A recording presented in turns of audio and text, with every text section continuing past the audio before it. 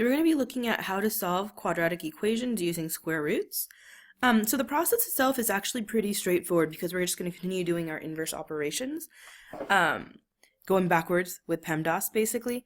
But what's different today is you have three possible answers. So the key thing here is when we are looking for the square root of a positive, then we have two solutions, right? The positive and the negative. When the radicand is 0, then there is one solution. And then when we're looking for, when we have a negative radicand, then there's no real solution. And I realized I just wrote that twice. So what you want to look at then is what you get once you've isolated the variable. So for example, you get two solutions when you have something like x equals the square root of 5, because 5 is positive. Okay, so then we would end up saying, if we have the square root of 5, then this is really going to be x equals plus or minus square root of 5. So we should have two solutions with that plus or minus. You have one solution when you have your square root being the square root of 0, because the square root of 0 is always going to be 0. So we just have one solution, which is 0. Then finally, there's no real solution when we get negatives inside, because like we were saying before, we can never figure out the square root of, for example, negative 4. Because we know 2 times 2 is 4, but 2 times negative is negative 4, but those aren't the same numbers. So we want to figure out what are two of the same numbers that multiply to negative 4, which don't exist for us right now. So this is an example of no solution. So one thing you want to make sure you don't forget is the plus or minus. Actually, that's the simplest one, or not simplest, excuse me, the most common error, and I think the simplest one to remember if you just keep that in mind. Always do plus or minus if it's positive. Okay, so we'll just do some examples on this, and that'll be it for today's video. So what you want to do is you always want to isolate the x squared first. So what I said earlier, when you're doing the inverse operations, remember you go backwards from PEMDAS, that's what you want to do too. So save the square root for the end. So we're going to isolate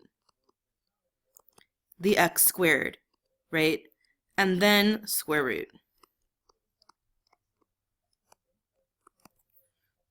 Okay? So then if you look at A, I'm just going to go ahead and do my inverse operations. Remember, going backwards from PEMDAS. So getting rid of any addition or subtraction first. Don't square root here because I don't have the x squared by itself yet, so divide by 2. And this is 18. So now I'm going to go ahead and square root both sides. So I'm going to square root both sides. So x is equal to plus or minus the square root of 18. Again, that plus or minus because 18 is positive. But don't just stop here. Remember, simplify if you can. And if I can simplify that square root of 18, I want to do it. So 18 I know is 9 and 2. 9 is 3 and 3. So I get plus or minus square root of 3 times 2. So there's my one pair.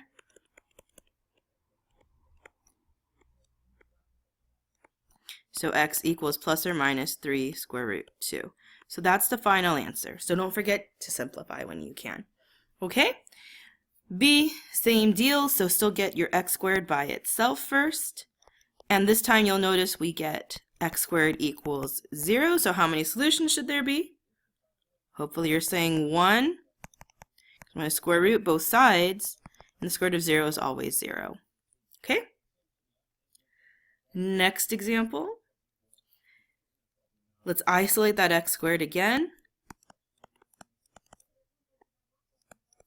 Then I'm going to divide by negative 2. So make sure you get the x squared by itself. Don't square root when you have a coefficient that's greater than 1. And then I want to square root both sides. But can I do the square root of a negative number? The answer there is no, right? Because I can't actually do this. This doesn't work. So there's no real solution. That word real is kind of important because when you get to Algebra 2, we're going to look at how to solve this with imaginary numbers. So there would be an imaginary solution, just not a real solution. Okay? Finally, if you look at D, this looks a little different from A, B, and C, right? Because we've got this parentheses. But notice how the parentheses is basically what's being squared. So we want to isolate that square first, if we need to. And it's already by itself, which is great. But if it wasn't, we would want to, move things around. I'll show you what I mean in a moment. But once this is by itself, which it is here, then we're going to square root both sides, because I can't add the 2 without dealing with the square first because of that parentheses. Okay, so then I'm going to get x minus 2 equals square root 16. And since 16 is a perfect square, I know this is plus or minus 4. When this happens, when you don't have a square root left in your answer, please actually give me the 2 number answers. So we have x minus 2 equals positive 4, or x minus 2 equals negative 4. And then you can add 2 to both sides to get our 2 answers, x equals 6, or x equals negative 2. Okay? And that's it for today's video. Before I have you guys try the U-try, this is what I was talking about earlier. What do I mean by isolate the x minus 3 squared? So I'm going to move my paper over for a moment. And you can jot this down if you'd like, but I just want to show you what I mean. So what if this was x minus 3 squared plus 8 equals 16? What do you do then? Well, like I was saying before, we want to see what's actually being squared, and that's still the x minus 3. So we're going to isolate this entire parentheses. How do I do that? I'm going to take away the 8 from both sides. So still doing the opposite of PEMDAS. But instead of adding 3 to both sides here, like I said earlier, we've got to get rid of the square because of the parentheses. So I'm going to square root x minus 3 squared and square root the 8. Remember, the square cancels out the exponent, so you don't have to do square root x and then square root negative 3, because that's not helpful for us. So we just want to cancel out the exponent and the radical. So just bring down what's left inside. And then you can keep going. So if you wanted to finish this off, we would get x minus 3 equals plus or minus 2 square root 2. And then add 3 to both sides to get 3 plus or minus 2 square root 2.